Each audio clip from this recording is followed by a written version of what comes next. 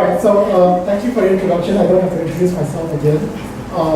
Yes, I'm an archaeologist. I think archaeologist sounds more sexy than scientist, so I'll pick it up. And I work for the Regional Center for Archaeology, which is based here, not too far away from me. Now, I'm sure, has anybody had experience with cave paintings before? Anybody? So if you're good. So not many people have seen cave painting, which is good, which is the point of me being here. Now, I want to start off with a little game.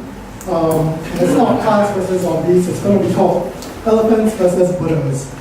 I'm going to show you rock paintings, and you're going to tell me whether it's an elephant or whether it's a Buddha. Right. Ready? Alright. First one. Is it an elephant or is it a Buddha? Elephant. Quick. Elephant. What is first? No? So everybody else thinks that it's a Buddha? No. It is, in fact, an elephant. Now you know how this game is played. I've thought of this before. So, second one. This an elephant or is this a Buddha? I mean, like, you know, elephant? Tiger. Oh, I'm not fooling you guys. You guys are smart. This is really an elephant. So, cave paintings, rock carvings, they all come under what archaeologists call rock art, and that's what I study primarily, rock art. These are human-made markings in the landscape on stone. So, in some cases, I consider megaliths, large stones, geoglyphs as part of rock art. As an archaeologist, it's interesting to me because they represent some of the earliest evidence of human cognition, materially. So people were thinking in abstract terms, in symbolic terms, and that's also a proxy for language, because we don't really know when humans started speaking. We can't detect that archaeologically, and part of this is that piece of the puzzle. When did we start communicating? And rock art is part of that. And not only that, and not just the meaning of rock art, but it tells us about past environments, past animals. So when I lived in Australia, this is the only tiger that I could find for my crouching tiger for the elephants. This is a thylacine, or a Tasmanian tiger. Now, thylacines used to live in mainland Australia, but they died out about 2,000 years ago. So we know that, and this rock art site is in the northern part of Australia. So we know that this painting of a thylacine probably was at least around 2,000 years ago. Now, Tasmanian tigers used to exist in Tasmania up until the last century, and then they went extinct. But we have examples of extinct animals in rock art that no longer, that we don't find today. I just came back from Namibia, and we have rock engravings in Namibia. And this is the famous lion shaman carving. It's a shaman because it's not claws, it's actually hands, human hands. And what the interpretation is, this is a shaman wearing a lion skin over him. And there's also giraffes and rhinos. And even in the landscape today in Namibia, you will see elephants and giraffes and rhinos. And probably the most famous rock art site in the world is the Chauvet Caves, the modern volcanology site. The French like to call it the birthplace of art. It's about 28,000 to 37,000 years old. So that's really, really old. That's even before we don't even know when we learn how to speak. And this is really, really old. But I'll come back to this site in a bit later. But just remember this. Birthplace of art, 28,000 to 37,000 years old. Now, when you talk about rock art in Southeast Asia, there's this big hole. If you look at the English language literature especially, this is from a book called World Rock Art in 1994, and I draw your attention to the number of rock art sites that we know in Southeast Asia. So I do want to highlight this point. We have a bad record. Southeast Asian rock art is really invisible, both figuratively and both literally. Now, my introduction to rock art in Southeast Asia is at this site, Mahidol. I discovered this paper in my last year of my undergrad, and that's a while ago now.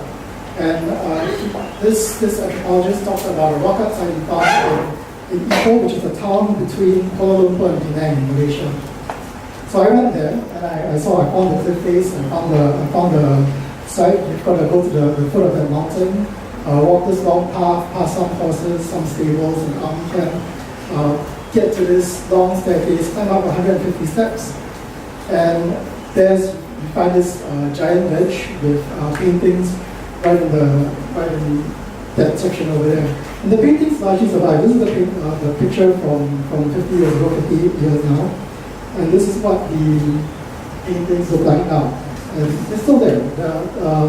And Matthews, when he discovered the site, he said that you can see about 50 paintings. And so I decided I'm going to study this in my master's, and this was a while ago. So how do you study this? Well, first I built a giant scaffolding in front of my cliff face. I used to have a fear of heights, and now I do not. And I spent about 2 weeks, a team of us spent 2 weeks going through the entire face, recording every single painting. And in the end, we found 640 paintings, not 50. And it's amazing that it took 50 years to discover these paintings. The only reason is because no one was really looking for it. No one was really looking at it. And so, in actual fact, there is actually a lot of rock art in Southeast Asia. Far from that gaping hole from the 1994 book. There are actually about 1,500 sites in Southeast Asia.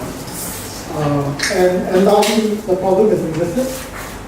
In English, you would rarely get the chance to see these papers.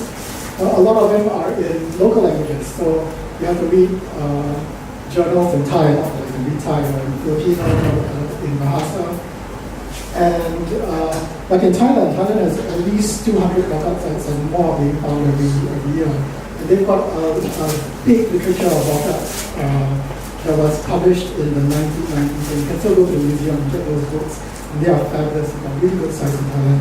The other problem about rock art is that, for obvious reasons, you can't really see them in the museum, and you can't reach them.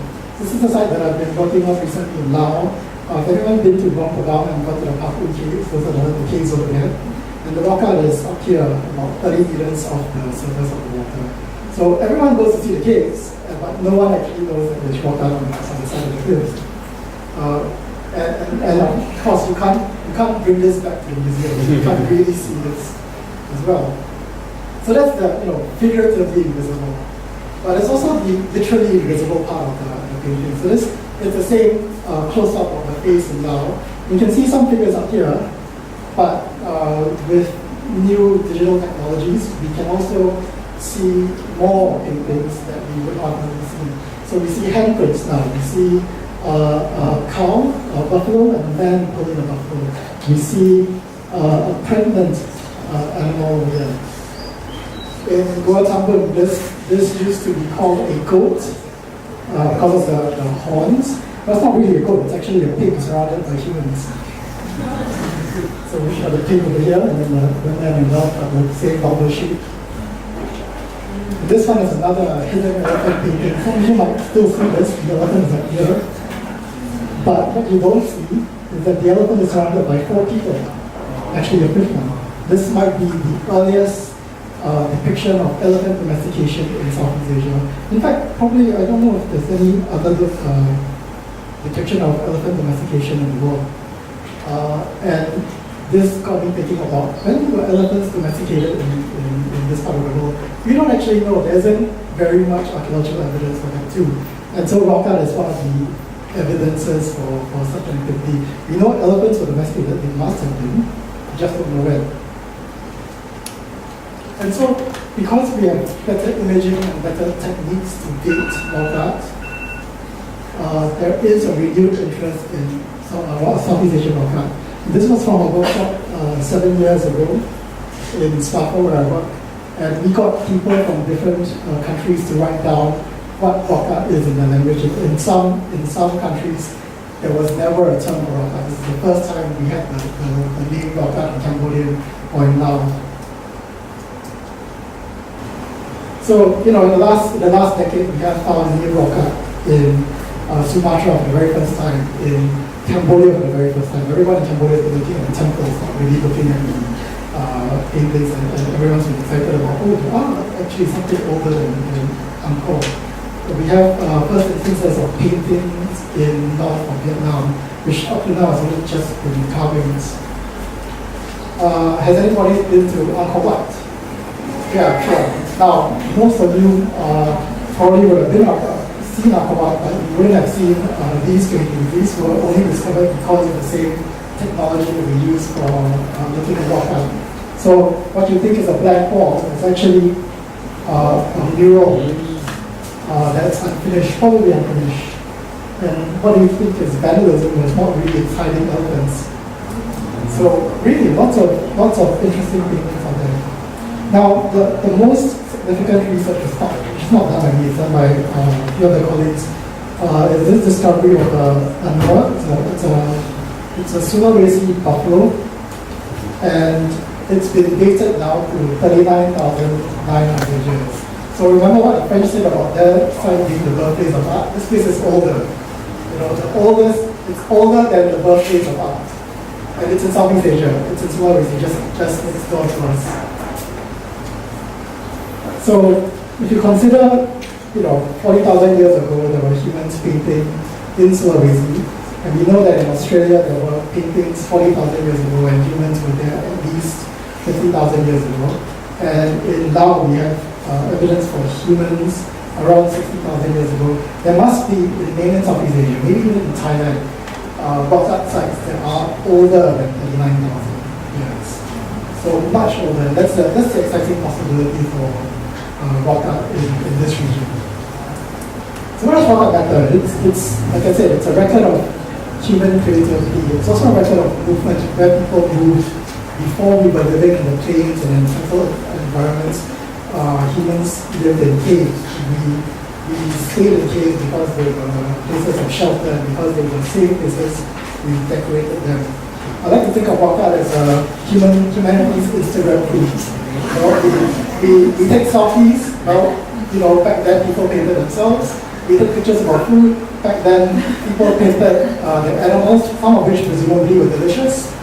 And we also took pictures of things that were unique or that was strange to us. And humanity did the same too. We have people painting the first instances of cars or ships. And this is the first time that they've seen such a thing in their neighborhood. And it was unusual enough for them to record that instance. We need to preserve and document this environment. And these days, sites, they're not going to last forever. And recording them is an important part of preserving them. And recording is the easiest thing, especially for rock art. You don't have to excavate, just take a photo, make sure there's a system. But that's something that we don't do enough of, and that's something that we should be doing more of. That's almost the end of my talk, but we have one last quiz. There's an elephant, or is this a Buddha? Buddha? I hear about Buddha now. Well, it's a trick question, it's not. Thanks very much.